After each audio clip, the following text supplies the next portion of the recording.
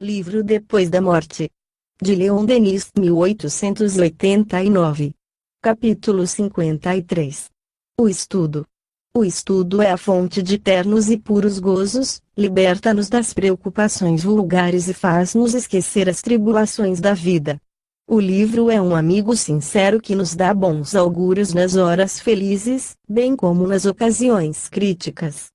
Referimo-nos ao livro sério, útil, que instrui, consola, anima, e não ao livro frívolo, que diverte, muitas vezes, desmoraliza. Ainda não nos compenetramos bem do verdadeiro caráter do bom livro.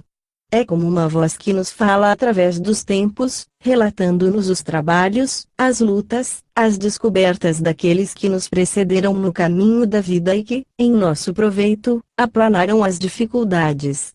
Não será grande felicidade podermos neste mundo comunicar pelo pensamento com os espíritos eminentes de todos os séculos e de todos os países? Eles puseram no livro a melhor parte da sua inteligência e do seu coração. Conduzem-nos pela mão, através dos dédalos da história, guiam-nos para as altas regiões da ciência, das artes e da literatura. Ao contato dessas obras que constituem o mais precioso dos bens da humanidade, compulsando esses arquivos sagrados, sentimos-nos engrandecer, sentimos-nos satisfeitos por pertencermos a raças que produziram tais gênios.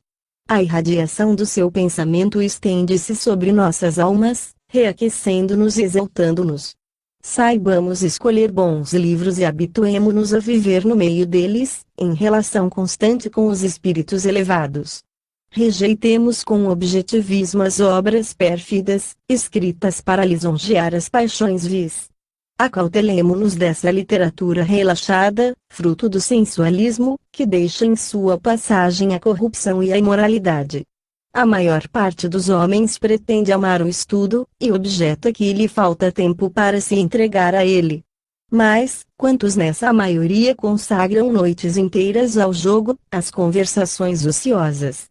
Alguns replicam que os livros custam caro, entretanto, em prazeres fúteis e de mau gosto, despendem mais dinheiro do que o necessário para a aquisição de uma rica coleção de obras. Além disso, o estudo da natureza, o mais eficaz, o mais confortável de todos, nada custa. A ciência humana é falível e variável, a natureza não. Esta nunca se desmente. Nas horas de incerteza e de desânimo voltemo-nos para ela. Como uma mãe, a natureza então nos acolherá, sorrirá para nós, acalentar-nos-á em seu seio. Irá falar-nos em linguagem simples e terna, na qual a verdade está despida de atavios e de fórmulas, porém, essa linguagem pacífica poucos sabem escutar e compreender. O homem leva consigo, mesmo no fundo das solidões, essas paixões, essas agitações internas, cujos ruídos abafam o ensino íntimo da natureza.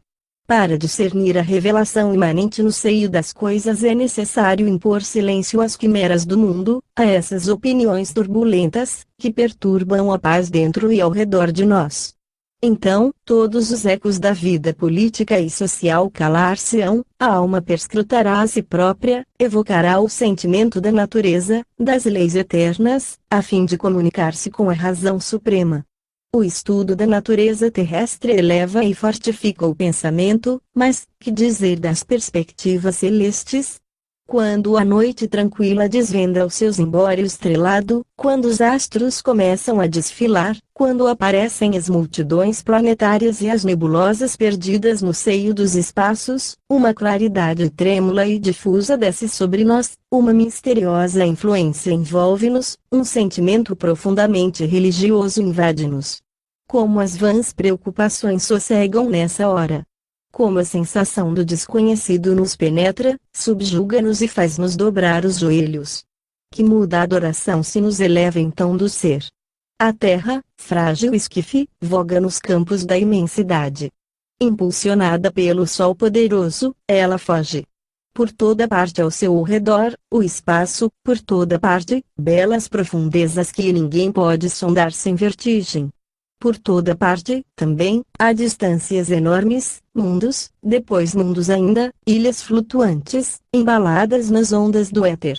O olhar recusa-se a contá-las, mas o nosso espírito considera-as com respeito, com amor. Suas sutis irradiações atraem-no. Enorme Júpiter.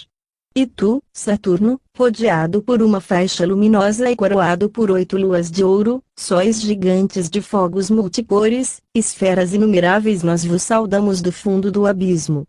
Mundos que brilhais sobre nossas cabeças, que maravilhas encobris vós! Quereríamos conhecer-vos, saber quais os povos, quais as cidades estranhas, quais civilizações se desenvolvem sobre vossos vastos flancos. Um instinto secreto diz-nos que em vós reside a felicidade, inutilmente procurada aqui na Terra. Mas, por que duvidar e temer? Esses mundos são a nossa herança. Somos destinados a percorrê-los, a habitá-los. Visitaremos esses arquipélagos estelares e penetraremos seus mistérios. Nenhum obstáculo jamais deterá o nosso curso, os nossos impulsos e progressos, se soubermos conformar nossa vontade às leis divinas e conquistar pelos nossos atos a plenitude da vida, com os celestes gozos que lhes são inerentes.